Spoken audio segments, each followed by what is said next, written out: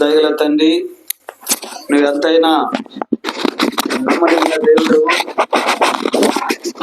సర్వాధికారి అయిన దేవుడవు. నీ కొందనాలు స్తోత్రాలు చెల్లిస్తూ ఉన్నా.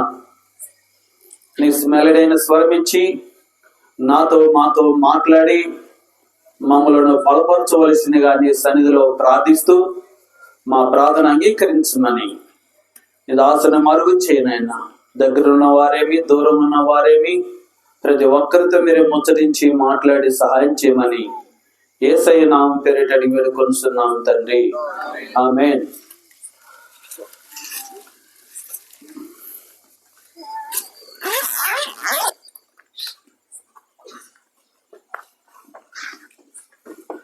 ఒక వాక్య భాగాన్ని చదువుకుందాము. లూకా సువార్త 2వ అధ్యాయము 29-30 వచనాలు చదువుకుందాం. 27 నుండి 32 వరకు కలిసి ఉంటుంది. అందరం కలిసి చదువుకుందాం. లూకా సువార్త 2వ అధ్యాయం 27 నుండి. అంతటా ధర్మశాస్త్ర పద్ధతి చొప్పున ఆయన విషయమై జరిగించుటకు తల్లిదండ్రులు శిశువైన యేసును దేవాలయంలోకి తీసుకుని వచ్చినప్పుడు అతడు తన చేతులలో ఆయన ఎత్తుకొని దేవుని స్తుతించుచు ఇట్లనెను: నాదా, ఇప్పుడు నీ మాట చొప్పున సమాధానముతో నీ దాసుని పోనిచుచున్నావు. అన్ని జనులకు నిన్ను బయలుపరచుటకు వెలుగుగాను, నీ ప్రజలైన ఇశ్రాయేలునకు మహిమగాను, నీవు సకల ప్రజల ఎదుట సిద్ధపరిచిన నీ రక్షణను నేను కనులారా చూచి తిని. చాలు. ఇంకొక వాక్య భాగం కూడా లూకా సువార్త 1వ అధ్యాయము 68 నుంచి 75 వరకు ఉన్నాయి. అయితే ఎన్ని చదువుకోగానే చివరి భాగం, మనము శత్రువుల చేతి నుండి విడిపింపబడి మన జీవిత కాలం అంతయు నిర్భయులమై ఆయన సన్నిధిని పరిశుద్ధముగాను నీతిగాను ఆయనను సేవింపను అనుగ్రహించుటకు ఈ రక్షణ కలుగజేశాను. దేవుడి మాటలను దీవించునుగాక. ఇలాంటి మీటింగులు మరి మనం ఎందుకు కలిగి ఉంటున్నాము అంటే, ఈ డిసెంబర్ నెల క్రిస్మస్ నెల అంటారు. ఏ నెలమ్మా చెప్పండి? క్రిస్మస్ నెల. క్రైస్తవులు, దైవ సేవకులు అనేక మంది యేసు ప్రభు యొక్క జన్మదినాన్ని జ్ఞాపకం చేసుకుంటూ ఉంటారు ఈ నెలంతా. యేసు ప్రభుని జ్ఞాపకం చేసుకోవటం అనేది మరి అది మంచిదా కాదా? మంచిదే. మనుషుల్ని జ్ఞాపకం చేసుకున్నట కంటే దేవుణ్ణి జ్ఞాపకం చేసుకోవటము చాలా మంచిది. అందుకనే యేసు ప్రభు యొక్క జన్మదినాన్ని మనం జ్ఞాపకం చేసుకోవాలి. యేసు ప్రభు జన్మించినప్పుడు బెత్లెహేములో, యెరూషలేములో ఎన్నో గొప్ప గొప్ప కార్యాలు జరిగినాయి. మరి ఆ కార్యాలను మనము తెలుసుకోవడం మంచిది. యేసుక్రీస్తు వారు జన్మించింది ఎక్కడ? బెత్లెహేములో జన్మించాడు. బెత్లెహేములో ఎక్కడ జన్మించాడు? మళ్ళా కామైపోయారు. నిన్నెక్కడో అడిగినట్టున్నా నేను. మర్చిపోతుంటారు మనోళ్ళు. ఇంకొక విషయం ఏందో తెలిసిన, అన్ని మాటలు గుర్తుంటే కానీ వాక్యం గుర్తుండదు. బైబిల్లో కూడా ఉంది, విత్తనాలు జల్లుతుంటే త్రోవ పక్కన పడ్డాయంట. ఎవరు ఎత్తుకుని పోయారు? పక్షులు వచ్చి ఎత్తుకొని పోయినాయి. పక్షులు అంటే సైతాన్. అంటే వేరే వేరే మాటలు అయితే బాగా గుర్తుంటాయి, వాక్యం అనేసరికి ఏముండదు, గుర్తుండదు. ఎందుకంటే సైతాన్ ఉంటాడు. వాక్యం మన హృదయంలోనికి రాకుండా, హృదయంలో అవి మొలవకుండా, అది ఫలించకుండా ఏం చేస్తాడంటే చల్లగానే పక్షులను దొలుతాడు. సైతాను పక్షులను దొలుతాడు మన హృదయంలోనికి. పక్షులు అంటే సైతాను దోతలు. అవి వచ్చి ఏం చేస్తాయి? మన వాక్యాన్ని ఎత్తుకొని పోతాయి. ఇక మన వాక్యము వినేది ఉండదు. గుర్తుండదు మనకి. చాలా మంది అంటారు, మందిరం పైన వాక్యం వింటారు, కిందకు వచ్చి అన్న చెప్పాడు కానీ నాకు గుర్తులేదు అంటారు. మరి 20 సంవత్సరాల క్రితం అత్త కోడలో ఏమనుకున్నారు చెబుతామంటే చెబుతారు. అవి మాత్రం పోసగుచ్చినట్టు చెబుతారు. మరి పైన వాక్యం చెప్తే కిందకు వచ్చేసరికి మర్చిపోయావంటే అర్థమైంది. ఎవరు ఎత్తుకుపోయారు? సైతాన్ని ఎత్తుకుపోయాడు. అందుకనే వినే వాక్యము జాగ్రత్తగా వినాలా. ఎట్లా వినాలంట? ఒక ఆమె శ్రద్ధగా వాక్యాన్ని వింటుంది. పౌలు గారు వాక్యం చెబుతుంటే శ్రద్ధగా వింది. దేవుడు ఏం చేశాడు? ఆమె హృదయాన్ని తెరిచాడు. ఎవరు ఆమె? లుదియా. శ్రద్ధగా దేవుని వాక్యం వింటుంటే దేవుడు చూశాడు. శ్రద్ధగా ఎవరు వాక్యం వింటున్నారా, ఎవరు వాక్యం వింటున్నారా చూశాడు. లుదియా శ్రద్ధగా వింటుంటే ఆమె హృదయాన్ని యేసుప్రభు ఏం చేశాడు? తెరిచాడు. కనుక దేవుని వాక్యాన్ని మనము శ్రద్ధగా వినాలి. అశ్రద్ధగా వినకూడదు, అనాలోచనగా వినకూడదు. ఇక్కడికి వచ్చినాక మన ఇల్లు మర్చిపోవాలా, మన పిల్లలు మర్చిపోవాలా, మన బంధువులు మర్చిపోవాలా, మన బట్టలు మర్చిపోవాలా, ఇక వంటలు కూడా మర్చిపోవాలి ఇక్కడికి వచ్చినాక. అంతేనా? ఇక్కడ కూర్చున్న తర్వాత కొంతమంది mind absent, body present. Body ఏమో ఎక్కడ ఉంటుంది, మైండ్ ఏమో ఎక్కడో ఉంటుంది. అలాంటి వాళ్ళకి వాక్యం చెప్పినా బుర్రకెక్కదు, అన్నమాట. అందుకనే మనం ఏం చేయాలంటే దేవుని వాక్యాన్ని స్పష్టంగా వినాలా, హృదయంలో ఉంచుకోవాలా, వాక్యానుసారమైన జీవితాన్ని జీవించాలా. రేపు యేసు ప్రభు వచ్చినాక ఏం చేయబడతాం? మనం అందరము పరలోకంలో ప్రభు దగ్గర ఉంటాం.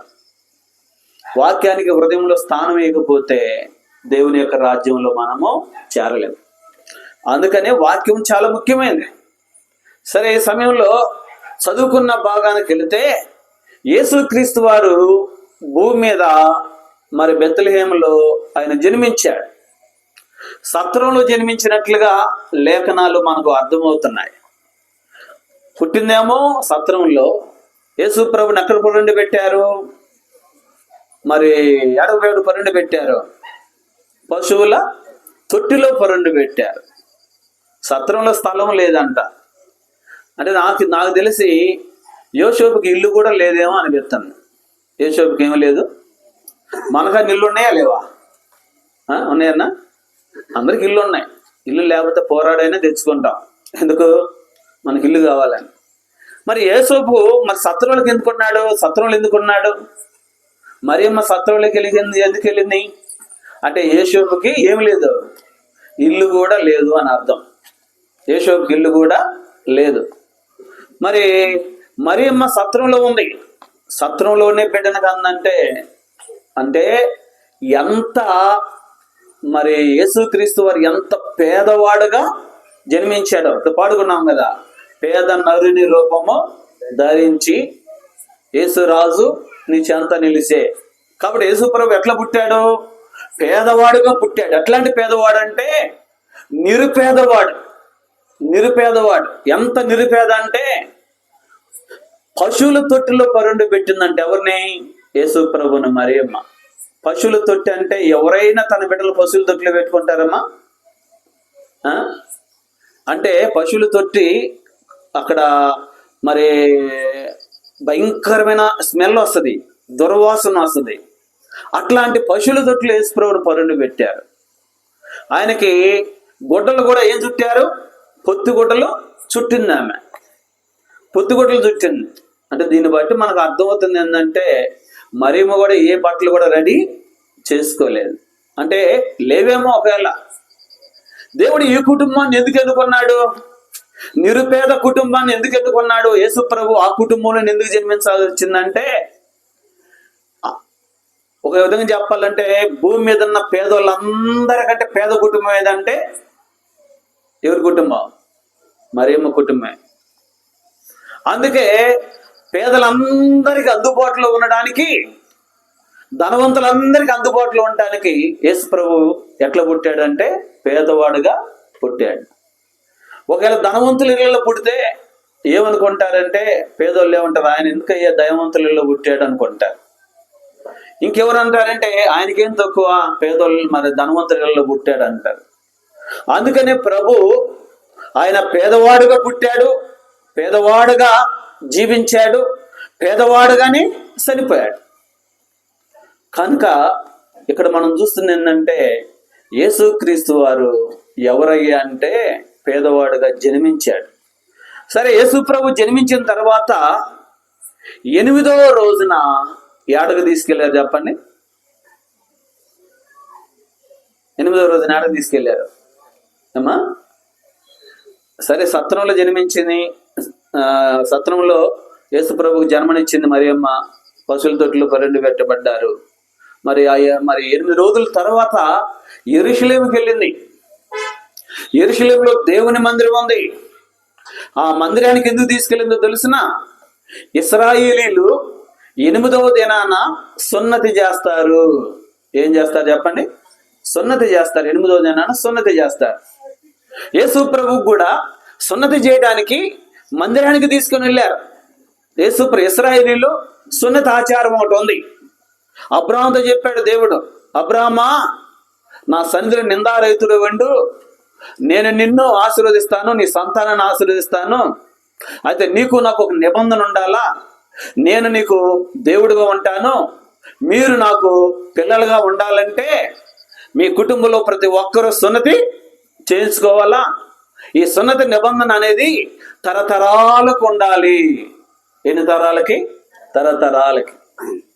ఇప్పుడు క్రైస్తవులకి సున్నతి లేదు, కానీ ముస్లిమ్స్కి సున్నతి ఉంది. వాళ్ళు సున్నతి చేయించుకుంటారు. ఇది అబ్రహాము నుండి వచ్చినారు కాబట్టి వాళ్ళు కూడా. అట్లనే అబ్రహాము నుండి ఇశ్రాయేలీలు వచ్చారు, వాళ్ళు సున్నతి చేసుకుంటారు. ఇప్పుడు మనం ఎవరు అంటే ఇశ్రాయేలీలు. మనం కూడా ఏ ఇశ్రాయేలీలు మాకు తెలిసిన?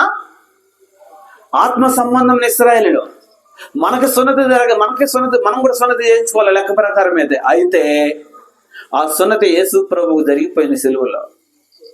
ఇక యేసు ప్రభు మనకు పాపంలో కొరకు ఆయన సిలువలో మరణించాడు, చనిపోయాడు, సమాచాడు, తిరిగి లేచాడు. ఇక మనకు సున్నతి అవసరం లేదు. బైబిల్లో రాయబడింది, నమ్మి బాప్తిస్మం పొందిన వాడు రక్షింపబడును. రక్షింపబడ్డాడంటే అర్థం ఏంటంటే అతను సున్నతి పొందినాడు అని అర్థం. ఏం పొందాడు? సున్నతి పొందాడు. ఇక మనం సున్నతి చేయించుకోని అవసరం. ఆత్మ సంబంధమైన సున్నతి జరిగిపోయేది. కాబట్టి ఇప్పుడు యేసు ప్రభుని సున్నతి చేయడానికి ఎక్కడికి తీసుకుని పోయారంటే మందిరానికి తీసుకుని పోయారు. 8వ దినాన ఇశ్రాయేలీలు అందరూ అంతే, 8వ దినాన తన పిల్లల్ని మందిరానికి తీసుకెళ్తారు. బైబిల్ పండితులు డిసెంబర్ 25వ తారీఖున యేసు ప్రభు ఎందుకు జన్మించాడు అనేది వాళ్ళు ఏం చేశారు తెలిసిన? దాని గురించి మరి చరిత్రలోకి వెళ్ళిపోతే మరి కొన్ని యెరూషలేములో కొన్ని గ్రంథాలు ఉన్నాయంట. ఆ గ్రంథాలు ఇటలీలో ఒక కాలేజ్ ఉంటే, అది మ్యూజియం ఉంటే మ్యూజియంలో ఉన్నాయంట ఆ గ్రంథాలు. యెరూషలేములోని గ్రంథాలను తీసుకెళ్లి మ్యూజియంలో పెట్టారంట. సరే, వీళ్ళు ఏం చేస్తారంటే తిరగిస్తే కొన్ని గ్రంథాలు ఇటలీలో ఒక విద్యాలయం ఉంటే, ఒక యూనివర్సిటీ ఉంటే యూనివర్సిటీలో ఉన్నాయంట గ్రంథాలు, పాత గ్రంథాలు ఎప్పుడో. అప్పుడు తిరిగేస్తే సున్నతి పొందిన దినం, యేసు ప్రభు సున్నతి పొందిన దినము జనవరి 1వ తారీఖు అంట. ఎన్నో తారీఖు అంటే యెరూషలేములో ఎవరెవరైతే సున్నతి పొందుతారో వాళ్ళ పేర్లన్నీ డేట్ వేసి, తల్లిదండ్రుల పేర్లు రాసి, సున్నతి పొందిన వారి పేరు రాసి డేట్ వేసి ఏం చేస్తారు? ఒక లిస్ట్ ఒక బుక్లో రాస్తారన్నమాట. యేసుక్రీస్తు వారు కూడా సున్నతి పొందిన దినము జనవరి 1వ తారీఖున సున్నతి పొందినట్లుగా ఆ రికార్డులో ఉంది.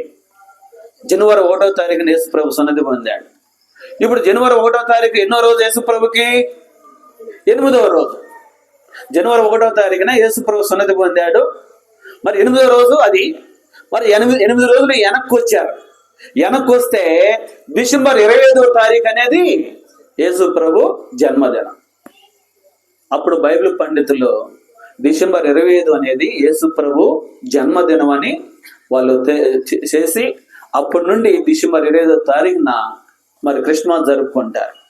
సరే, ఇప్పుడు యేసు ప్రభు వెళ్ళాడు. మరి మరియమ్మ యేసు ప్రభుని సున్నతి చేయించడానికి తీసుకుని వెళితే అక్కడ మందిరంలో యెరూషలేములో మందిరం ఉంది.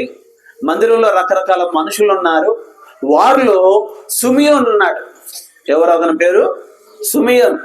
ఈ సిమియోన్ ఏం చేశాడంటే, అతనికి ఒక వాగ్దానం ఉంది. ఏ వాగ్దానమో తెలిసిన? విమోచకుడిని నువ్వు చూడకుండా నువ్వు మరణము నొందవు అని. అతను అనుకుంటున్నాడు కదా, విమోచకుడు వస్తాడు, ఆయన చూసినాక నేను చనిపోతాను, అప్పుడు దాకా నేను బ్రతుకుతాను అనుకుని మందిరంలో కనిపెట్టుకుంటున్నాడు. విమోచకుడు వస్తాడా, విమోచకుడు వస్తాడు, విమోచకుడు వస్తాడని.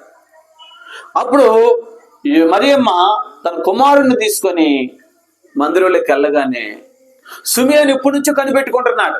అంటే రోజు పిల్లల్ని తీసుకొచ్చేవాళ్ళు కొంతమంది తీసుకొస్తుంటారు, తీసుకెళ్తుంటారు, సున్నతి చేస్తారు, సున్నతి తీసుకొని వెళ్తా ఉంటారు. కానీ మరియమ్మ కుమారుణ్ణి చూడగానే సిమియోను మీదకి దేవుని ఆత్మ వచ్చేసింది. చూసి సిమియోను మీదకి దేవుని ఆత్మ వచ్చింది. ఆ సిమియోను ఏం పలికాడో తెలిసిన? చూడండి, అక్కడ రాయబడిన మాట 68వ వచనంలో, 29వ వచనం. నాదా, ఇప్పుడు నీ మాట చొప్పున సమాధానముతో నీ దాసుని పోనిచ్చుచున్నావు. అన్ని జనులకు నిన్ను బయలుపరచుటకు వెలుగుగాను, నీ ప్రజలైన ఇశ్రాయేలుకు మహిమగాను, నీవు సకల ప్రజలు ఎదుట సిద్ధపరచిన నీ రక్షణ నేను కనులారా. సిమియోను మందిరంలోకి వెళ్ళి యేసు ప్రభు మరియమ్మ యేసు ప్రభు చిన్న బిడ్డ 8 సంవత్సరాల బిడ్డని ఇట్లా తీసుకుని వస్తే సిమియోను ఆ బిడ్డని చేతితో పట్టుకున్నాడు. యేసు ప్రభుని చిన్న 8 సంవత్సరాల బాలుని ఇట్లా చేతితో పట్టుకొని ఏమంటున్నాడు? నాదా, ఇప్పుడు నీ దాసుని సమాధానముగా నీవు పోనించుచున్నావు. అన్ని జనులకు వెలుగుగాను, ఇశ్రాయేలుకు మహిమగాను, నీవు సకల ప్రజలు ఎదుట సిద్ధపరచిన నీ రక్షణ నేను కనులారా చూశాను. అంటే యేసు ప్రభుని ఇట్లా చేతిలో పట్టుకున్నాడు. చేతిలో పట్టుకొని ఏమంటున్నాడు? నీవు సిద్ధపరిచిన నీ రక్షణ. ఏమంటున్నాడు అంటే యేసు ప్రభు ఎవరు అనేది సిమియోనుకి అర్థమైంది. ఎవరంటే ఆయన నీవు సకల ప్రజల ఎదుట సిద్ధపరిచిన రక్షణ. రక్షణ ప్రేమన అయ్యామ్మా, ఈరోజు నాకు జ్ఞాపకం చేసుకోనండి. సిమియోను అంటున్న మాట సామాన్యమైన మాట కాదు. దేవుని ఆత్మతో నింపబడ్డాడు సిమియోను. దేవుని ఆత్మతో నింపబడి ఏమంటున్నాడంటే, నీవు సకల ప్రజలు ఎదుట సిద్ధపరిచిన నీ రక్షణ నేను కనులారా చూచితిని. కాబట్టి సిమియోను హృదయంలో ఏముందంటే, యేసు ప్రభుని చేతులతో పట్టుకొని, అయ్యా నీవేనయ్యా రక్షణ. ఎవరంట? సకల ప్రజలకు రక్షణ నీవే, సకల ప్రజలకు రక్షణ నీవేనయ్యా అని సిమియోను ఏమంటున్నాడు? సిమియోను మాట్లాడుతున్నాడు. ఈ రోజుల్లో మనకు అర్థం కావాల్సింది ఏంటో తెలుసునా? యేసు ప్రభు భూమి మీద పుట్టాడు. ఎందుకోసం పుట్టాడు, దేనికోసం పుట్టాడు అని మనం అనుకోవచ్చు. రకరకాల మరి అవసరతల కొరకే యేసు ప్రభు పుట్టాడు. రకరకాల పనుల కోసం యేసు ప్రభు పుట్టాడు. వాటిలో ఏంటంటే రక్షణ రక్షకుడుగా పుట్టాడు ఆయన. రక్షణ లోక 10వ అధ్యాయంలో రాయబడి 2వ అధ్యాయం 10వ వచనంలో రాయబడింది కదా, ఇదిగో ప్రజలకు అందరికీ కలగబోవు మహా సంతోషకరమైన సువర్తమానం నేడు నీకు తెలియజేస్తున్నాను. రక్షకుడు మీ కొరకు పుట్టి ఉన్నాడు. రక్షకుడు మీ కొరకు పుట్టి ఉన్నాడు. కాబట్టి మరి యోసేపుతో కూడా దేవదూత అంది. ఏమంది యోసేపుతో? ఆమె ఒక కుమారుని కనును, తన ప్రజలను వారి పాపముల నుండి ఆయనే రక్షించను గనక ఆయనకి యేసు అని పేరు పెట్టిదువు. మత్తయి సువార్త 1వ వచనంలో మనం చూస్తున్న మాట. కాబట్టి తలంపు ఏంటంటే, మరి సిమియోను అంటున్న మాట ఏంటంటే, ఈ రక్షణని నేను కనులారా చూశాను. చిన్న బిడ్డను పట్టుకొని యేసు ప్రభు 8 సంవత్సరాల బాలుని పట్టుకొని, నీ రక్షణ నేను కనులారా చూశాను అయ్యా. యేసయ్యే రక్షణ. ఎవరు రక్షణ చెప్పండి? యేసయ్యే రక్షణ. అంటే యేసయ్యని ఎవరైతే హృదయంలో అంగీకరిస్తారో వారికి ఏమొచ్చినట్టు చెప్పండి? రక్షణ వచ్చినట్టు. ఎవరైతే యేసయ్య దగ్గర పాపాలు ఒప్పుకుంటున్నారో వారికి ఏమొచ్చినట్టు? రక్షణ వచ్చినట్టు. యేసయ్య ఏ ఇంట్లో ఉంటాడో ఆ ఇంట్లో ఎవరికి ఏమొచ్చినట్టు చెప్పండి? రక్షణ వచ్చినట్టు. జక్కయ్య ఇంటికి వెళ్ళినప్పుడు అన్నాడు, ఇతడును అబ్రహాము కుమారుడే గనుక ఈ ఇంటికి రక్షణ వచ్చింది. అంటే యేసు ప్రభు ఎక్కడికి వెళితే అక్కడ ఏమొస్తుంది చెప్పండి? రక్షణ వస్తుంది. సమరయ పట్టణానికి వెళితే సమరయపట్నంలో సమరయ స్త్రీ రక్షణ పొందింది. ఆ ఊరి వాళ్ళందరూ రక్షణ పొందారు. అంటే యేసు ప్రభు ఎక్కడికి వెళితే అక్కడ ఏమొస్తుంది చెప్పండి? రక్షణ వస్తుంది. కాబట్టి ఈ రోజుల్లో యేసు ప్రభు ఆయన పరలోకం నుండి భూమి మీద ఎందుకు జన్మించాడు అంటే మనకు రక్షణ. ఆయన ఎవరు? మనకి రక్షణ. కాబట్టి ఆయనే రక్షణ. ఆయన లేకపోతే రక్షణ లేదు. రక్షణ లేదు. ఈ దినాల్లో మనం చూస్తున్నాము, మనలను ఒక పోలీస్ స్టేషన్ పెట్టారు. ఎందుకు? రక్షక భట నిలయం, రక్షిస్తారేమోనని. ఈ దినాల్లో అక్కడక్కడ చూస్తున్నాం, పోలీసు వాళ్ళకే రక్షణ లేదు బాబు. ఏం లేదు, రక్షక భటులకే రక్షణ లేదు. మనల్ని రక్షిస్తారు. ఒక్కో చోట చూస్తున్నాం, నక్సలైట్లు కాల్చిపడేస్తున్నారు, వాళ్ళని వీళ్ళని ఎన్నో పోలీసు వాళ్ళని కొడుతున్నారు ఒక్కొక్క చోట. అంటే అర్థం ఏంటంటే వాళ్ళకే రక్షక భటులని పేరు ఉన్న వాళ్ళకి రక్షణ లేదు. ఒకసారి ఒక పోలీసు ఆయన నిలబడ్డాడు. ఒక యవనస్తుడు సాక్షి ఆయనకి వాక్యం చెబుతున్నాడు. సార్ ఈ తుపాకీ ఎందుకు సార్ మీకు అన్నాడు. మాకు రక్షణ కొరకు అన్నాడు. ఆయన ఇతను అన్నాడు కదా, ఈ తుపాకీ నిన్ను రక్షించొద్దో లేదో తెలియదు కానీ నేను ఒక పుస్తకం ఇస్తాను, ఆ పుస్తకం చదువుకో, దాంట్లో యేసుప్రభు ఉంటాడు, యేసుప్రభు నిన్ను రక్షిస్తాడు అన్నాడు. ఏమన్నాడు? యేసుప్రభు నిన్ను రక్షిస్తాడు అన్నాడు. అంటే యేసుప్రభు ఎవరంటే రక్షకుడు. ఆయన రక్షణ, ఆయనే రక్షణ. కాబట్టి ఈ రోజున ప్రేమన అయ్యా అమ్మ, యేసయ్య ఎందుకు జన్మించాడంటే ఆయన జన్మించడానికి కారణం ఏంటంటే ఏదో ఆయన పేరు పెట్టుకోవడానికి కాదు. క్రైస్తవ పేరు మరియమ్మ, మార్తమ్మ, సమాధానమ్మ, సంతోషమ్మ, దయమ్మ ఈ పేర్లు పెట్టుకోవడానికి కాదు. లేదా యోహాను, అబ్రహాము ఈ పేర్లు పెట్టుకోవడానికి కాదు యేసుప్రభు జన్మించింది. ఏం పొందాలా? నీవు రక్షణ పొందాలా. రక్షణ పొందడం కోసమని యేసు ప్రభు జన్మించాడు. కానీ ఈ దినాల్లో కొంతమంది క్రైస్తవ పేర్లు ఉన్నాయి, క్రైస్తవ మరి ఇల్లులాగా ఉంటాయి, మరి చూస్తే బైబిల్ ఉంటుంది, పాటల పుస్తకం ఉంటుంది, ఎన్ని ఉంటాయి కానీ ఏం పొందరు? రక్షణ పొందరు. రక్షణ పొందకపోతే నువ్వు క్రైస్తవుడిగా పేరు పెట్టుకోవడం వల్ల ఉపయోగం ఏముంది? క్రైస్తవుడిగా పేరు పెట్టుకోవడం వల్ల ఉపయోగం ఏముంది? అలెగ్జాండర్ చక్రవర్తి ప్రపంచాన్ని జయించిన మహారాజు, 3వ రాజు. ఆయన ప్రపంచాన్ని జయించిన రాజుల్లో 3వ రాజు. 3 రాజులు పరిపాలించారు. నెబుకద్నెజరు, తర్వాత మాదీయ పర్షియా రాజులు, తర్వాత మరి గ్రీక్ రాజు ఎవరు? అలెగ్జాండర్ చక్రవర్తి. ఆయన యుద్ధంలో సైనికుల్ని ఏం చేస్తాడంటే పురుగొల్పుతూ ఉంటాడు. యుద్ధం చేయండి, చేయండి, యుద్ధం చేయండి అని చెప్పి యుద్ధంలో అనేక దేశాలను ఓడించాడు. ఒకడంట ఆయన యుద్ధంలో అందరినీ ప్రేరేపిస్తున్నాడు, మీరు యుద్ధం చేయండి, యుద్ధం చేయండి, యుద్ధం చేయండి ప్రేరేపిస్తుంటే ఒకడు ఏం చేస్తున్నాడంటే యుద్ధంలో వెళ్ళకుండా, ముందు వెళ్ళకుండా వెనక దాగి ఉంటున్నాడంట, పిరికోడ్లాగా ఉన్నాడంట. వెనక కొట్టున్నాడు, ఓమో వాళ్ళు కొడతారేమో, చంపుతారేమో అన్నట్టు వెనక దాగున్నాడంట. ఈయన చూశాడు అలెగ్జాండర్ చక్రవర్తి. చూసి అతని దగ్గరికి వెళ్ళిపోయాడంట. ఏమయ్యా నువ్వేంది మరి యుద్ధంలో అందరికంటే ముందెళ్ళి యుద్ధం చేయాల్సిన వాడివి వెనక వెళ్తున్నావు, మరి పిరిగిగా ఉన్నావు ఏంది? అతను మీ పేరేంది అన్నాడంట. అంటే నా పేరు అలెగ్జాండర్ అన్నాడంట. ఏమన్నాడు? నా పేరు అలెగ్జాండర్ అన్నాడంట. చీ, నీకు బుద్ధుందా? నా పేరు పెట్టుకొని ఇంత పిరికోళ్ళలాగా ఉంటావా? వెళ్ళు, యుద్ధానికి లోపలికి వెళ్ళు, యుద్ధంలోకి వెళ్ళి చచ్చిపో, లేకపోతే నీ పేరన్నా మార్చుకో, నీ పేరన్నా మార్చుకో, లేదా యుద్ధంలోకి వెళ్ళి చనిపో అన్నాడు. ఈ దినాల్లో క్రైస్తవ పేరు కలిగి ఉండటం కాదండి, క్రైస్తవ పేరు కలిగి ఉండటం కాదు.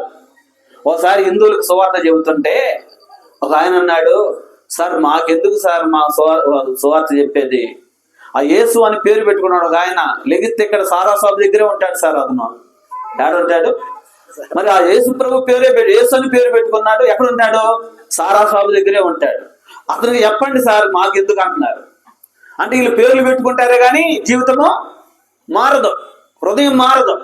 ఎన్ని సంవత్సరాలన్నా ఇదే జీవితం, తాగుడు, వ్యసనాలు, ఇవన్నీ. కాబట్టి ప్రియమైన వారులారా, యేసు ప్రభు మరి రక్షణ ఇవ్వడానికి వచ్చాడు. సరే, రక్షణ అంటే అర్థం ఏంటంటే దీనిలో 5 సంగతులు ఉంటాయి. క్లుప్తంగా చెప్పేసి నేను ముగిస్తాను. బైబిల్లో మనం చూసుకుందాం. ఇప్పుడు మనం చదువుకున్న భాగానికి వస్తాం. లూకాసు సువార్త 1వ అధ్యాయము మరి 75 వచ్చిన చివరి భాగం అందరం మళ్ళీ ఒకసారి కలిసి చదువుకుందాం. మనము శత్రువుల చేతి నుండి విడిపింపబడి మన జీవిత కాలమందు నిర్భయులమై ఆయన సన్నిధిని పరిశుద్ధముగాను నీతిగాను ఆయనను సేవింపను అనుగ్రహించుటకును ఈ రక్షణ కలుగజేశాను. ఏం కలిగజేశాడంట? రక్షణ. సుమియోను అన్నాడు కదా, చేతులతో ఎత్తుకొని నీ రక్షణను నేను కనులారా చూశానయ్యా అన్నాడు. అంటే రక్షణ అంటే అర్థం ఏంటో తెలిసిన ఇక్కడ 5 సంగతులు కనబడుతున్నాయి. ఏం కనబడుతున్నాయి అక్కడ చూడండి. మొదట మనం శత్రువుల చేతిలో నుండి విడిపింపబడటము, మన జీవిత కాలం అంతయు నిర్భయముగా ఉండటం, ఆయన సన్నిధిలో ఉండటం, పరిశుద్ధముగా నీతిగా జీవించటం, ఆయనను సేవించటం. అర్థమైందా? ఈ 5 సంగతులు గుర్తుపెట్టుకోవాలి. రక్షణ అంటే ఒక ఆయన రక్షణానందం అని పేరు పెట్టుకున్నాడు. ఏం పేరు? రక్షణానందం. రక్షణానందం పేరు పెట్టుకున్నాడే కానీ మొహం అంతా సొరకాయ మొహంలా దిగదార్చుకొని ఉంటాడు. ముఖాన్ని ఏముండదు, ఆనందమే లేదు. మరి ఏం ప్రయోజనం? రక్షణానందం అని పేరు పెట్టుకొని రక్షణ అయితే పొందాడు కానీ ఆనందం లేదు. ఎందుకు ఆనందం లేదంటే ఆ రక్షణ ఉంది కానీ మరి ఆనందం ఎందుకు పోయిందో తెలియదా? కొంతమందికి రక్షణ పొందుతారు, సొరకాయ మొఖాల్లాగానే ఉంటాయి, గుమ్మడికాయల మొఖాల్లాగా ఉండవు. ఎందుకంటే గుమ్మడికాయ మొఖం అంటే ఎప్పుడు నవ్వుతూ ఉండాలా. విశ్వాసాలు ఎట్టుండాలి? ఎప్పుడు నవ్వుతూనే ఉండాలా. ఒకవేళ ఎవరు తిట్టినా నవ్వుతూనే ఉండాలా, పోట్లన్నా నవ్వుతూ ఉండాలా, ఎవరైనా ఏదైనా అంటే నవ్వుతూనే ఉండాలా. కానీ మన ముఖాలు ఊరక సొరకాయ మొఖం ఏదో పోగొట్టుకున్నట్టు ఉండకూడదు. కాబట్టి మనం పేరు తగినట్టు ఉండాలా. ఇక్కడ చూస్తే మనము రక్షణ అంటే ఒకటి మాకు రాయబడిన శత్రువుల చేతి నుండి మనం విడిపింపబడటము. అక్కడ రాయబడిన మాట చూడండి, మనము శత్రువుల చేతి నుండి విడిపింపబడాలి. మనకు శత్రువులు ఉన్నారండి. ఎవరు శత్రువులు? మన శత్రువులు ఎవరు? ఒక్కొక్కరు ఒక్కొక్క విధంగా చెబుతారు. మీకు శత్రువులు ఎవరైనా ఉన్నారా అంటే మా ఇంటి ఎదురోళ్ళు, మా ఇంటి పక్క వాళ్ళు, లేకపోతే మా బంధువులు, వాళ్ళు ఇలా చెబుతారు. మనుషులు మనకు శత్రువులు కారు. అసలైన శత్రువులు ఎవరో తెలిసిన? సాతానుడు. సాతానుడు మనకు శత్రువు. సాతానుడు మనకు శత్రువు. మొట్టమొదట వాడు ఏం చేస్తాడంటే వాడు మనల్ని నాశనం చేసి నరకానికి తీసుకుని పోవాలని చూస్తాడు ఎప్పుడు. సాతానుడు మొట్టమొదట మనకు శత్రువు. ఇది గుర్తుపెట్టుకోండి. రెండవది శత్రువు ఎవరో తెలిసిన మనకు శత్రువు ఎవరు అంటే పాపము మనకు శత్రువు. ఎవరు శత్రువు చెప్పండి? పాపమే మనకు శత్రువు. పాపం జోలికి వెళ్ళామా దాన్ని మనం పట్టుకుంటే అది మనల్ని పట్టుకుంటుంది. ఏం చేస్తుంది చెప్పండి? పాపాన్ని కనుక మనం పట్టుకున్నాం అనుకోండి, అదేం చేసింది? అది మనల్ని పట్టుకుంటుంది. మనం పట్టుకుంటే వదిలిపెడతాం, అది పట్టుకుంటే వదిలిపెట్టదు. ఒకసారి అంటే భయంకరమైన వరద వస్తుంటే వాళ్ళు ఏం చేశారంటే ఇంటి లోపల ఇంటి పైకి ఎక్కారంట. నీళ్లు పైదాకా వెళ్తా ఉన్నాయంట. ఒక నల్లగా రగ్గు ఒకటి కొట్టుకొస్తున్నట్టు కనబడింది. ఎవరికి? వీళ్ళకి, మిద్ది మీద ఉన్న వాళ్ళకి. అది ఇంటి దగ్గరలో వెళ్తా ఉంది, కొట్టుకొని పోతా ఉంటే సరే వీళ్ళు అనుకున్న నల్ల రగ్గు అనుకుంటా తెచ్చుకుందాం అని చెప్పి అటు దూకి దాన్ని తెచ్చుకుందామని దాన్ని అటు పట్టుకోగల నల్ల రగ్గు కాదు, అది ఎలుగుబంటి. ఏదది? ఎలుగుబంటి రగ్గులాగా వెళ్తుంది, మునిగి వెళ్తా ఉంది పైన. అది ఎలుగుబంటు. ఇట్లా పట్టుకోగానే అది చూసి ఇట్లా గొంతు పట్టుకోను. ఇకేం చేసిన వాడిని కూడా లాక్కొని వెళ్ళింది. పాపాన్ని మనం పట్టుకున్నామా అది మనల్ని పట్టుకుంటుంది. మనం పట్టుకున్న వదిలేస్తాం కానీ అది పట్టుకుంటే వదిలిపెట్టాం. భార్యల్ని, పిల్లల్ని వదిలేస్తాం, తల్లిదండ్రులు వదిలేస్తాం, బంధువులు వదిలేస్తాం, అన్ని వదిలేసి ఏమన్నా ఎంత సారా కొట్టా నీవే నా దేవుడు, నా డబ్బంతా నీకే పెడతా, నా భార్య పిల్లలు ఇడిపోయినా పర్లేదు, అది పట్టుకుంటూ వదిలిపెట్టదు. మనం పీల్చి పిప్పి చేసి చివరికి ఒట్టి ఎముకలతో వదిలేసేది పోదు. అప్పుడు కూడా వద్దంటది. తర్వాత నరకానికి వెళ్ళి అక్కడికి కాలిపోదు అని అంటది. జాగ్రత్త, వ్యసనాల జోలికి పడకూడదు. పాపము, వ్యసనాలు అబద్ధాలు, మోసాలు, చుట్ట, బీడి, సిగరెట్, కళ్ళు, సారా, బ్రాందీలు, అబద్ధాలు, మరి దొంగతనం, వ్యభిచారము, తాగుడు, జోదము, ఇవన్నీ కూడా పాప సంబంధమైన క్రియలే. అవి కనుక నీ జీవితంలో ఉంటే నువ్వేం చేపడతావు? మరి దేవుని యొక్క రాజ్యంలో చేరలేవు. దాన్ని నువ్వు పట్టుకుంటే అది నిన్ను పట్టుకుంటది. సిగరెట్ ఇట్లా ఏం చేస్తాడంటే సరదాగా, అందరు తాగుతున్నారుగా నేను కూడా తాగాలని సరదాగా ఏం చేస్తారు అంటే సిగరెట్ ఇట్లా పట్టుకుంటారు. చేత్తో పట్టుకొని తాగుతా ముక్కులో, నోట్లో కూడా తాగుతూ ముక్కులో కూడా వదులుతారు. కొంతకాలం పోయిన తర్వాత దాన్ని వదిలిపెడదామంటే అది వదిలిపెట్టదు. అది ఎంతే ఉండేది జానడే. దాన్ని మానుకోవడానికి గలగడ ఉడుకుతాడు.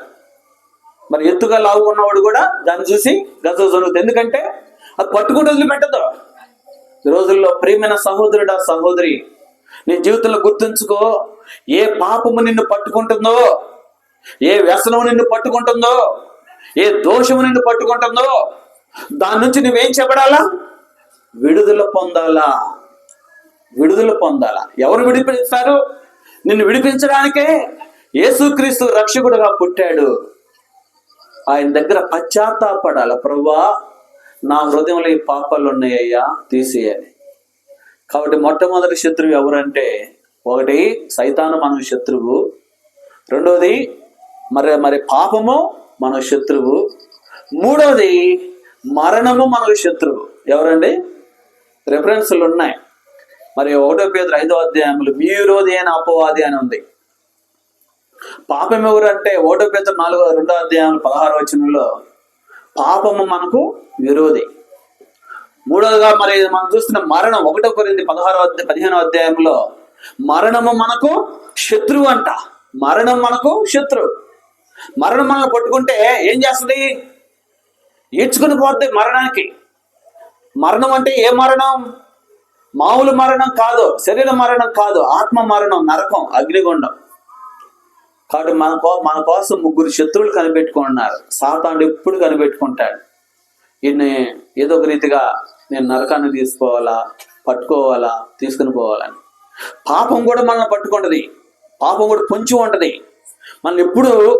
మనల్ని పాపం చేయించి మనశ్శాంతి లేకుండా చేసి, నెమ్మది లేకుండా చేసి మరి పాతాలని తీసుకోవాలని. మరణం కూడా మనల్ని పట్టుకుంటది. మరణం కూడా మనకి శత్రువే. మరణం పట్టుకుంటది. అయితే ఏం చేయాలా? ఈ 3 శత్రువుల నుండి విడిపింపబడాలి. 3 శత్రువుల నుంచి విడిపించేది ఎవరు? ఈ 3 శత్రువుల మీద విజయం పొందిన వాడు ఎవరు? మన ప్రభు అయిన యేసుక్రీస్తు వారు. సాతాన్ని సిలువలో అణగదొక్కేశాడు, చితకదొక్కేశాడు. వాడు పట్టు లేదు, ఇక వాడు ఓడిపోయాడు. రెండోది పాపం అనేది లోకంలో యేసుప్రభు తిరిగాడు. యేసుప్రభు ఎక్కడ కూడా మాటల్లో పాపం లేదు, క్రియల్లో పాపం లేదు, చూపుల్లో పాపం లేదు, తలంపుల్లో పాపం లేదు. ఆయన పాపంపై విజయాన్ని పొందాడు. ఆయన పాపం అనేది లేదు ఆయన పాపము చేయలేదు. ఆయన నోట ఏ కపటమునో లేదు. ఆయన అంటే పాపంపై విజయాన్ని పొందాడు. మూడోది మరణంపై విజయాన్ని పొందాడు. యేసుప్రభు చనిపోయాడు, 3 దినాలు సమాధిలో ఉన్నాడు, మరణంతో పోరాడాడు. మళ్ళీ ఏం చేశాడు? మరణం పోరాడి మరణాన్ని మింగివేసి, మరణాన్ని అణగదొక్కి, ఓ మరణమాన్ని విజయము ఎక్కడ, మరణమాన్ని ముళ్ళు ఎక్కడని మరణం ముళ్ళుని విరిచిపడేశాడు. ఈ 3పై విజయాన్ని పొందిన వాడు ఎవరు? మన ప్రభు అయిన యేసుక్రీస్తు వారు. కాబట్టి ఇప్పుడు నువ్వేం చేయాలా? నువ్వు విడుదల పొందాలంటే ఏం చేయాలా? నీవు ప్రభు పాదాల దగ్గర పడిపో. ప్రభువా, ఘోరమైన పాపినయ్యా, సైతాన్ నన్ను పట్టుకున్నాడు, పాపం నన్ను పట్టుకుంది, మరణం కూడా నన్ను రా రా రా అంటుంది. కాబట్టి వీటి నుంచి విడుదల పొందాలంటే నువ్వేనయ్యా అని ఆయన పాదాల మీద పడ్డావు అనుకో, అప్పుడు నీకు విడుదల. ఏమని చెప్పండి? పాట ఒకటి ఉంది కదా, విమోచన గానములతో సౌందర్య ప్రేమ స్తుతులతో, విమోచన గానములతో సౌందర్య ప్రేమ స్తుతులతో. కాబట్టి మనం ఎప్పుడైతే విడుదల పొందుతామో మన హృదయంలో నుంచి విమోచన గానాలు, ఏ గానాలు వస్తాయి చెప్పండి? విమోచన గానాలు నేను చెప్పగలనండి. 91లో ఆ అనుభవాన్ని రుచి చూశాను. ఇట్లానే నేను సైతాన్ని పట్టుకున్నాడు, పాపం పట్టుకుంది, మరణం రమ్మంటుంది, సావాలని కోరిక వచ్చింది నాకు. కానీ యేసు ప్రభు పాదాల దగ్గర పడిపోయాను. యేసు ప్రభు గురించి తెలుసుకున్నాను. ఆ పాదాల దగ్గర పడిపోయి, ప్రభు నా పాపం జడిపించయ్యా అని కన్నీళ్లు గార్చాను. ప్రభు నన్ను దర్శించాడు, నా పాపం నుండి, శాపం నుండి, సైతాన్ నుంచి విడిపించాడు. అప్పటి నుండి దేవుని పాటలు నా నోట అదందుకవే వచ్చేస్తాను. ఎందుకు వస్తానంటే దేవుడు విమోచించాడు, విడిపించాడు. ప్రియమైన సహోదరుడా, సహోదరి, ఈ రాత్రి దేవుని వాక్యం ఉంటున్న నీవు రక్షణ అంటే అర్థం ఏంటంటే ఈ ముగ్గురు శత్రువుల బారి నుండి నువ్వేం చేయబడాలా? కాపాడబడాలా, విడిపించబడాలా. విడిపించబడ్డావా ప్రియ సహోదరుడా, ప్రియమైన సహోదరి, అయ్యా అమ్మ, ఎవరైనా ఇక్కడ కూర్చున్న వాళ్ళు ఇంకా సైతాను యొక్క వలలో చిక్కుకొని, ఇంకా పాపం యొక్క వలలో చిక్కుకొని, ఇంకా మరణపు నీడలో కూర్చొని నువ్వు ఉంటున్నాయేమో, ఈ రోజైనా విడుదల పొందు. ప్రభు పాదాల మీద పడిపో. ప్రభువా నన్ను విడిపించయ్యా, నన్ను రక్షించయ్యా. మరణం నీ వద్దకు రాకమునిపై ఆ మాట పలకాల. మరణం రాకముందు ఆ మాట పలికితే నేను విడిపిస్తాడు యేసయ్య. ఒకవేళ మరణం వచ్చిన తర్వాత నువ్వు ప్రార్థన చేసిన ఉపయోగము లేదు. ధనవంతుడు భూమి మీద ఉన్నంత కాలము అసలు ప్రార్థన చేసేవాడు కాదు. చనిపోయి మా అగ్నిగుండంలో కాలుతా అప్పుడు అంటున్నాడు, తండ్రివైన అబ్రామా ఒక్క చుక్క గొంతులో నీళ్లు పోయడానికి లాజరును పంపాయి అంటే, లేదయ్యా లేదు, అక్కడ వాళ్ళు ఎక్కడికి, ఇక్కడ వాళ్ళు అక్కడ రాకుండా మధ్యలో ఏముంది? అగాధం ఉందన్నాడు. సరే, నాకు కూడా 5 సహోదరులు ఉన్నారయ్యా భూమి మీద, వాళ్ళు నాకులాగానే ధనవంతులు, వాళ్ళు కూడా దేవుని మాటలు ఎంటలేదు, నేను వినలేదు, వాళ్ళు కూడా అట్లా వినలేదు, వాళ్ళు కూడా నరకానికి వస్తారేమో. సహోదరుల మీద ప్రేమ పెరిగింది. ఎవరికి? పాతాళానికి వెళ్ళినాక ప్రేమ పెరిగింది. బతికొండంగా ప్రేమ లేదు. వాళ్ళు కూడా ఏడు వస్తారేమో, అందుకని సాక్షి ఇచ్చటకై లాజరుని పంపు అన్నాడు. అప్పుడు అన్నాడు, మోషేయు ప్రవక్తలు ఉన్నారు, ప్రవక్తలు చెప్పిన మాటలు వింటే వాళ్ళు పరలోకానికి వస్తారు, ప్రవక్తలు చెప్పిన మాటలు వినకపోతే నీకులాగా నరకానికి వెళతారు అన్నాడు. కాబట్టి చనిపోయిన తర్వాత మనం ఎంత ప్రార్థన చేసినా ప్రార్థన ఫలించదు. బతికొండగానే చేయి ప్రార్థన, బతికొండగానే యేసు ప్రభు పాదాల మీద పడు, బతికొండగానే యేసయ్యా నా పాపాన్ని చిడిపించు, సైతాను బంధకాలను చిడిపించు, నా వ్యసనాలను చిడిపించు, నా దోషమును చిడిపించు. అడుగు యేసయ్యను అడిగితే యేసయ్య నిన్ను విడిపించేవాడు. రక్షణ అంటే అర్థమైందో తెలుసునండి, విడుదల పొందాలా. విడుదల పొందకుండా మన రక్షణ లేదు. కాబట్టి అందుకనే మొట్టమొదటిగా మరి జకరియా అంటున్నాడు కదా, మనము పాపముల నుండి విడిపింపబడి, తర్వాత ఏమంటున్నాడు, జీవితకాలం అంతయు నిర్భయులమై.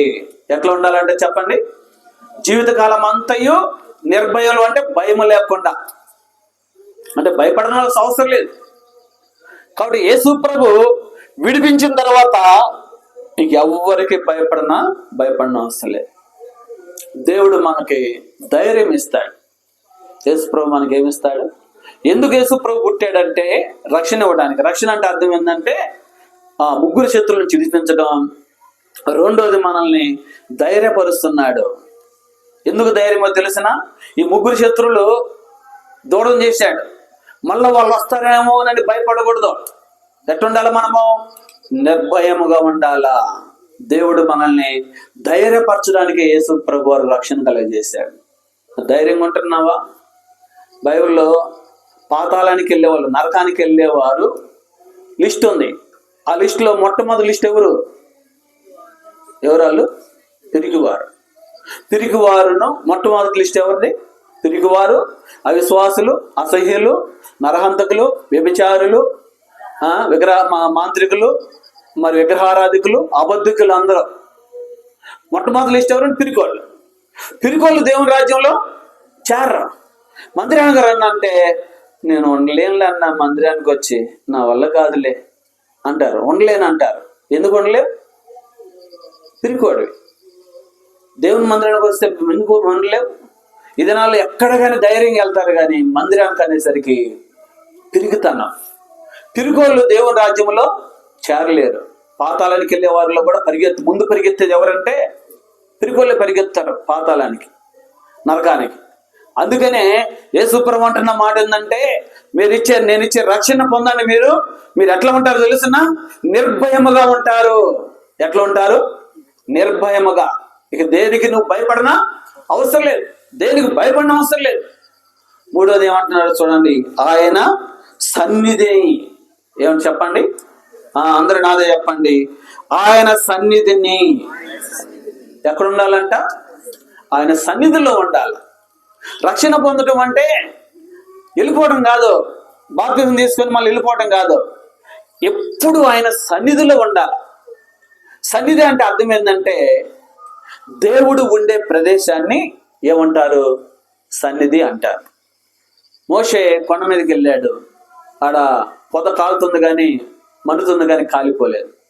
అక్కడికి వెళ్ళగానే దేవుడు అన్నాడు, మోషే ఇది పరిశుద్ధ స్థలం, నీ చెప్పులు విడు అన్నాడు. అంటే అర్థమైంది, దేవుడున్న స్థలం అది. దేవుడు ఎక్కడుంటే అక్కడ ఏముంటుందో తెలుసా? దైవ సన్నిధి ఉంటుంది. ఒకవేళ దైవ సన్నిధి ఒకటి, మందిరంలో మనం అందరూ కూడుకున్నప్పుడు అది దైవ సన్నిధి, ఇంట్లో కూడుకున్నప్పుడు అది ఇక్కడ దైవ సన్నిధి. మన మోకాళ్ళ మీదకి వెళ్ళిపోతే ఆ మోకాళ్ళ మీద ఉన్నప్పుడు ఏముంటుంది చెప్పండి? మనకి దైవ సన్నిధి ఉంటుంది. ఏముంటుంది చెప్పండి? దైవ సన్నిధి. బైబిల్ వేసిన వాళ్ళు అంటారు సన్నిధి సన్నిధి సన్నిధి చేయాలంటారు. అంటే సన్నిధి చేయటం అంటే వాళ్ళు ఎప్పుడు దేవునితో కలిసి ఉండాలని వాళ్ళ ఆలోచన అది. కాబట్టి అట్లా అంటారు. కనుక మరి దినాల్లో మనం కూడా దేవుని సన్నిధిలో ఎప్పుడు ఉండాలా. నువ్వు బైబిల్ చదువుతుంటే దేవుని సన్నిధి ఉంటుంది, వాక్యం చదువుకుంటుంటే దేవుని సన్నిధి ఉంటుంది, ప్రార్థన చేసుకుంటుంటే దేవుని సన్నిధి ఉంటుంది. ఈ దేవుని సన్నిధి నువ్వు పోగొట్టుకోకూడదు. దేవుని మందిరానికి రా, దేవుని బిడ్డలతో కలిసిమెలిసి ఉండు, అక్కడ దేవుని సన్నిధి ఉంటుంది. అర్థమైందా? సన్నిధి లేని స్థలాలు ఎన్నో ఉన్నాయి.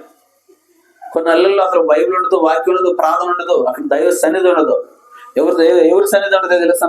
సైతాను సన్నిధి. ఏ సన్నిధి? సైతాన సన్నిధి.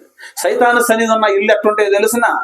ఎప్పుడు కొట్లాట్లు, యుద్ధాలు, చెప్పాలంటే అరుచుకోవటాలు, పెద్ద పెద్ద కేకలు వేసుకోవటాలు, పెడపప్పులు పెట్టుకోవటాలు, కోర్టు కేసులు, పోలీస్ స్టేషన్ కేసు చుట్టూ తిరగటం. ఏంద్రయ్యా అంటే సైతాన సన్నిధి. ఏ సన్నిధి ఏమ్మా? మరి సైతాన సన్నిధి ఉందా మన ఇళ్ళలో? ఉందా? సైతాన సన్నిధి ఏం చేయను? సైతాన సన్నిధి ఏమన్నా ఉందా లేదా? మరి ఎవరి సన్నిధి ఉండాలా? దేవుని సన్నిధి ఉండాలి. దేవుని సన్నిధి ఉంటే దేవుడు ఉన్న స్థలంలో దేవుని సన్నిధి ఉంటుంది. ఎప్పుడు దేవుని సన్నిధిలో ఉండాలి మనం. కాబట్టి ఇక్కడ దేవుని సన్నిధులు ఉంటే మనం ఎక్కడుంటామో తెలుసిన? కీర్తన గ్రంథం 84వ అధ్యాయం. కీర్తన గ్రంథం 84వ అధ్యాయము. అక్కడ రాయబడిన మాట మనం చూస్తున్నాము. 7వ వచనం. వారు నానాటికి బలాభివృద్ధి నొందుచు ప్రయాణము చేయుదురు, వారిలో ప్రతి వాడు సీయోనులో దేవుని సన్నిధిని. ఇక్కడ కనబడేవాడు అక్కడ కనబడతాడు. ఏడా? పరలోకంలో సియోను, పరమ సియోను. సియోనులో దేవుని సన్నిధిని అక్కడ కనబడతాడు. ఇక్కడ సన్నిధిలో లేనివాడు అక్కడ కనబడడు. కాబట్టి అందుకనే ఎప్పుడు మనం దేవుని సన్నిధిలో ఉండాలా. రక్షణ అంటే అర్థం ఏంటంటే దేవుని సన్నిధిలో ఉంటాం. నాలుగోది ఏంటంటే అక్కడ రాయబడిన మాట, పరిశుద్ధముగాను నీతిగాను జీవించాలి. కాబట్టి పరిశుద్ధత ఉండాలా, నీతిగా నడుచుకోవాలా. పరిశుద్ధంగా నడుచుకోవాలా, నీతిగా నడుచుకోవాలా. మరి పరిశుద్ధత నీతి ఉందా మనకి? ఎట్లా నడుచుకోవాలి అంటే పరిశుద్ధంగా నడుచుకో, పాపము లేకుండా నడుచుకో. పాపముతో నడవడం కాదు, పరిశుద్ధంగా నడుచుకో. హృదయంలో పరిశుద్ధత ఉండాలా, మాటల్లో పరిశుద్ధత ఉండాలా, చూసే చూపుల్లో పరిశుద్ధత ఉండాలా, నడవల్లో పరిశుద్ధత ఉండాలా, నీతి ఉండాలా. ప్రభు కోరుకుంటుంది అదే. మరి పరిశుద్ధంగా ఉండు. పాపులంగా మనం ఉండకూడదండి. ఎట్లా ఉండాలా? మనము పరిశుద్ధంగా ఉండాలి. పరిశుద్ధులు దేవుని రాజ్యమునకు హక్కుదారులు. పరిశుద్ధులు రాజ్యం నెలుదురు. ఏం చేస్తారంట? రాజులు అవుతారు. పరిశుద్ధులు ఏమవుతారు? రాజులు అవుతారు. మనం చూడగలుగుతున్నాం. యోసేపు పరిశుద్ధుడే. ఐగుప్తు దేశం అంతటి మీదకి ఏమయ్యాడు? మరి ముఖ్యమంత్రి అంటే ప్రధానమంత్రి అయ్యాడు. తర్వాత చూస్తే దావీదు పరిశుద్ధుడు, ఇశ్రాయేలు దేశం మొత్తానికి రాజు అయ్యాడు. మరి చూస్తే మరి ఇంకొక ఆయన పరిశుద్ధుడే, దానియేలు, ప్రపంచానికి మంత్రి అయిన ఎవరు? దానియేలు. ఇంకా చెప్పాలంటే యోసేపు కంటే దావీదు కంటే గొప్పడు ఎవరు? దానియేలు. ఎందుకు తెలిసిన? ప్రపంచాన్ని పరిపాలిస్తున్న నెబుకద్నెజరు రాజు కింద ముగ్గురు ముఖ్యులు ఉంటారు. ముగ్గురు ముఖ్యుల్లో దానియేలే ప్రథముడు. అంటే ప్రపంచాన్ని చూసుకునేదంతా ఎవరు? పేరుకు రాజు నెబుకద్నెజరు. వ్యవహారం అంతా చూసుకునేది ఎవరు? దానియేలు. అంత స్థానానికి ఎందుకు వెళ్ళారంటే పరిశుద్ధత. రేపు పరలోకంలో కనబడేది ఎవరయ్యి అంటే పరలోకమే కాదు, రేపు 1000 పరిపాలనలో రాజులు ఉండేది ఎవరయ్యి అంటే పరిశుద్ధులు. నువ్వు పరిశుద్ధతను పోగొట్టుకుంటే నువ్వు రాజు కాదు కదా, ఎట్లా ఉండలేవు. అందుకని మనం పరిశుద్ధులంగా భూమి మీద మనం జీవించాల. పాపం లేని వారంగా మనము జీవించాల. ప్రభు కోరుకుంటుంది అదే. చివరిది ఏంటంటే అందరూ నాదే చెప్పండి, ఆయనను సేవింపను. ఏం చేయాలంట? ఆయనను సేవింపాల. ఎవరిని? యేసు ప్రభుని ఏం చేయాలి? మనము సేవించాల. సేవించడం అంటే సేవ చేయాల. ప్రార్థన చేయటం, వాక్యం చెప్పటం, అనేక మందికి సువార్త చెప్పటం, అనేక మందిని దేవుని యొద్దకు నడిపించటం, ఇది సేవ. ఈ ఐదంతల లక్షణాలు ఎవరిలో అయితే ఉంటాయో వాళ్ళు పరిపూర్ణమైన రక్షణ పొందినట్టు. ఈ లక్షణాలు లేకపోతే సంపూర్ణమైన రక్షణ వాళ్ళకి లేనట్టే. మొట్టమొదటేమో శత్రువుల బారి నుండి మనం విడిపింపబడాలా. శత్రువుల బారి నుంచి మనము విడిపింపబడాలి మొదటిది. రెండోది ఏమో మరి జీవితకాలం అంతా నిర్భయముగా ఉండాలా. మూడోదేమో మనం ఆయన సన్నిధిలో ఉండాలా. నాలుగోదేమో పరిశుద్ధముగా నీతిగా నడుచుకోవాలా. ఐదోది ఆయనను సేవించాలంటే ఆయన్ని ఆయన సేవ చేయాల. ఏం చేయాలి మనం చెప్పండి? ఆయన సేవ చేయటం అంటే సేవ అంటే ఇష్టమేనా అందరికి? ఇష్టమేనా సేవ అంటే? సువార్త చేయాలా, వాక్యాన్ని బోధించాలా, ప్రార్థనలు చేయాలా, దేవుని సంఘంగా అందరు కలిసి సేవ చేయాలా.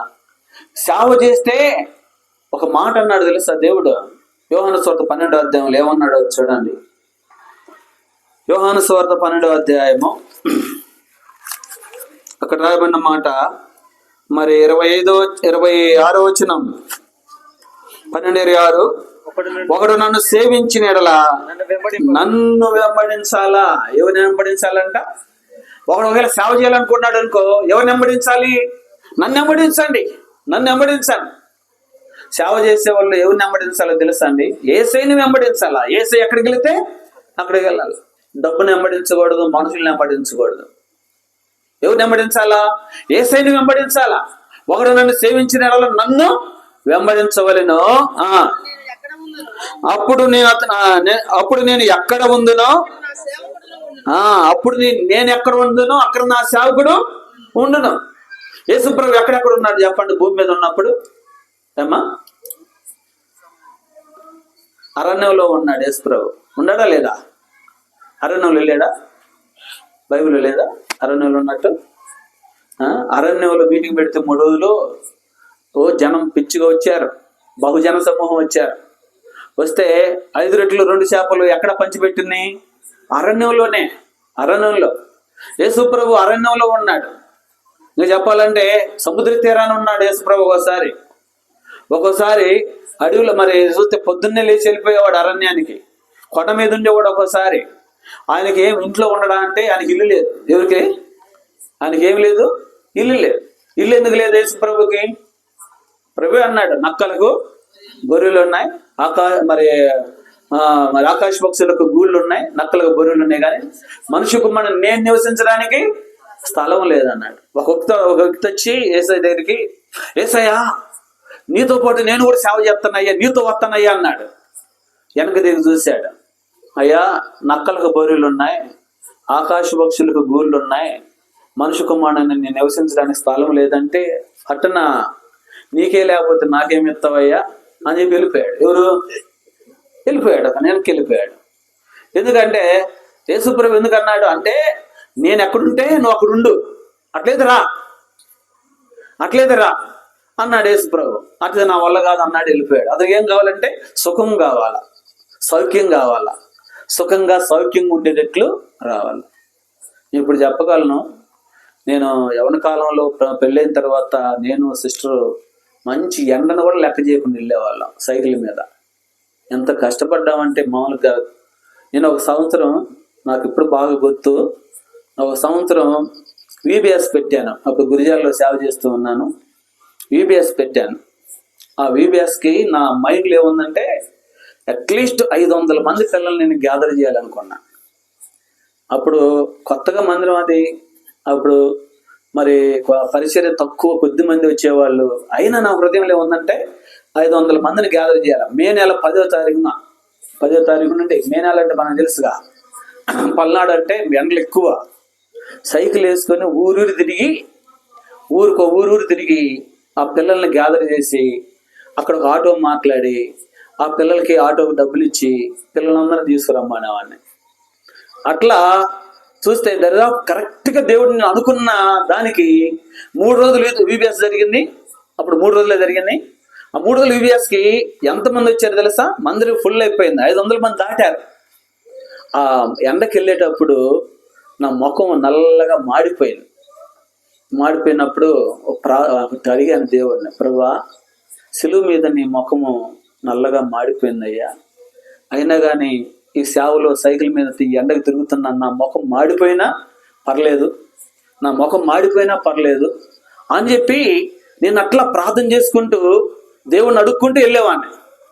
ఇప్పుడు చెప్పగలను, దేవుడు ఒకప్పుడు నాకు మా ఊర్లో ఒక పేరు ఎర్రోడ్ అని పేరు, కానీ ఇట్లా ఎండకి తిరిగి ముఖం ఏమైందంటే ఎలర్జీ వచ్చేట్లా అయిపోయింది.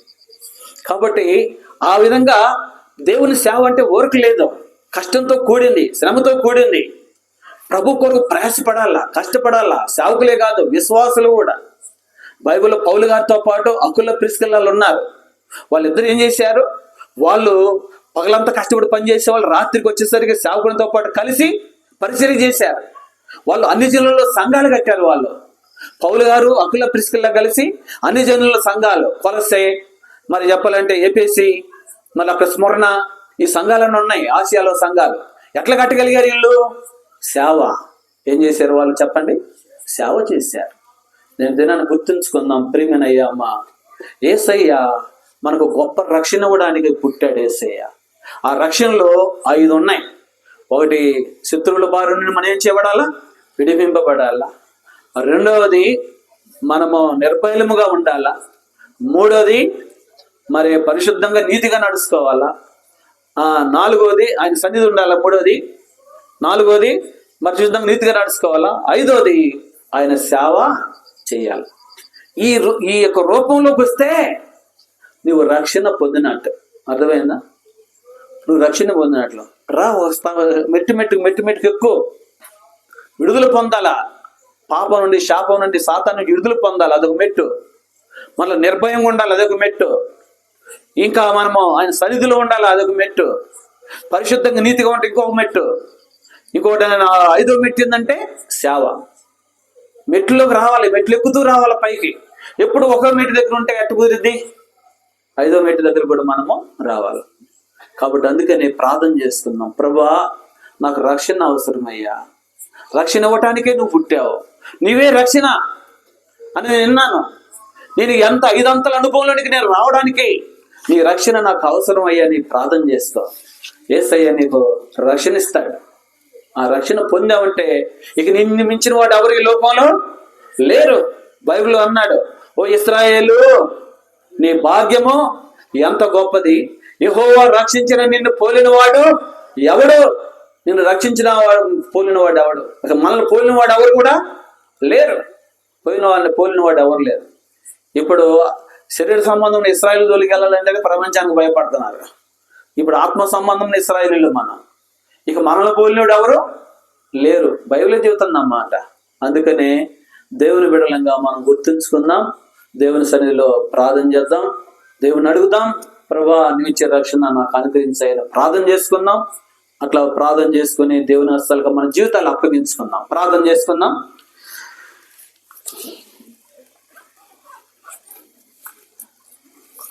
ప్రియమైన సహోదరుడా, సహోదరి, ఈ రాత్రి దేవుడు నీతో మాట్లాడి ఉండగా నువ్వు ఈ మాటలను సులకనగా ఎంచుకో. మాకు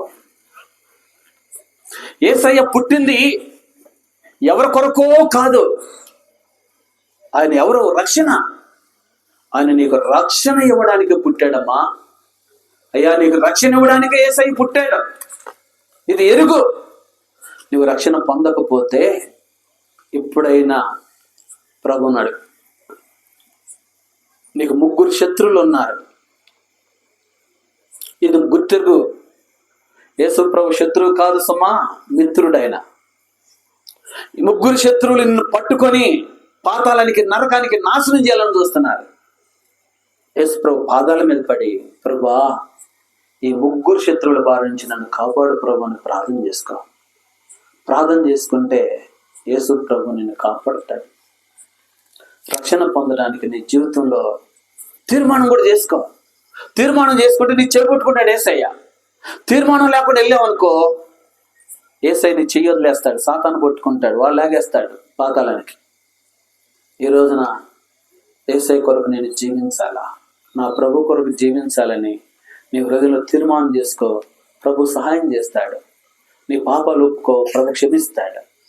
ఆయన జీవితానికి అప్పగించుకో, ఆయన నిన్ను పట్టుకుంటాడు. కాబట్టి గొప్ప రక్షణ యేసయ్య నీకు ఇస్తాడు. ఇదే మిక్కిలి అనుకూలమైన సమయం, ఇదే రక్షణ దినం.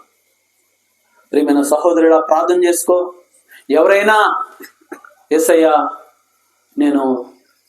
నువ్వు రక్షణ ఇవ్వడానికి పుట్టావయ్యా, నేను రక్షణ పొందాలనుకుంటున్నానయ్యా, నీ కొరకు జీవించాలనుకుంటున్నాను అని నేను ఒకవేళ ప్రార్థన చేసుకునేటట్లయితే, నీ కుడి హస్తం కనిపించేట్లయితే నీ కొరకు ప్రార్థన చేస్తాం. ఎవరైనా సరే సిగ్గుపడొద్దు, విడిపడొద్దు. ఎవరైనా ప్రియమైన సహోదరి దేవుడిని చేపట్టుకున్నాను గాక, ఇంకా ప్రియమైన సహోదరి దేవుడిని చేపట్టుకున్నాను గాక, ఇంకెవరైనా సరే, ఇంకెవరైనా రక్షణ పొందకపోతే ప్రభు నీతో మాట్లాడుతూ ఉంటే, మరణం రాకమునిపే, మరి సైతాను నిన్ను నరకానికి తీసుకుని పోకమునిపే నీ కుడి హస్తం ఎత్తు, నీ కొరకు ప్రార్థన చేస్తాను. ఎవరైనా తీర్మానం చేసుకున్నట్టయితే మీకోసం ప్రార్థన చేస్తాం. ఇంకా ఎవరైనా ప్రార్థన చేస్తాం. ప్రియ యవన బిడ్డలారా, మీరు కూడా యేసయ్యకు హృదయం ఇవ్వండి. యేసయ్యని మీ జీవితంలో చేర్చుకోనండి. ప్రభు మీకు సహాయం చేస్తాడు. ప్రేమగల ప్రియ పరలోక తండ్రి, నమ్మకమైన మా ప్రభువా, నీకు వందనాలు, స్తోత్రాలు నాయనా. ఈ రాత్రి పుట్టారో, ఎందుకు భూమి మీదకి వచ్చారో, ఎందుకు జన్మించారో అనేది మీరు మీరే రక్షణ అయ్యా. రక్షణ ఇవ్వడానికి పుట్టారు. ఈ రక్షణ 5 అంతల రక్షణ అని మీరు మాకు చూపించారు. ఈ 5 అంతల అనుభవంలోనికి మేము అందరం తీసుకొని రాబడాలి ప్రభా. అలా తీసుకొని రాబట్టడానికి మీరు మాకు సహాయం దయచేయండి. నీ హస్తం తోడు ఉంచాను, నీ కనికరం చూపించాను. చేరొచ్చిన బిడ్డలందరినీ మీరు దీవించము, బలపరచము, నీ హస్తం తోడు ఉంచవలసిన సహాయం దయచేసి నడిపించమని నీకు వందనములు, స్తోత్రాలు చెల్లిస్తూ మా ప్రభువును, మా ప్రియరక్షకుడైన యేసు క్రీస్తు యొక్క శ్రేష్టమైన నామం పేరిట స్తుతించి అడిగి వేడుకొనుచున్నాం తండ్రి. ఆమేన్.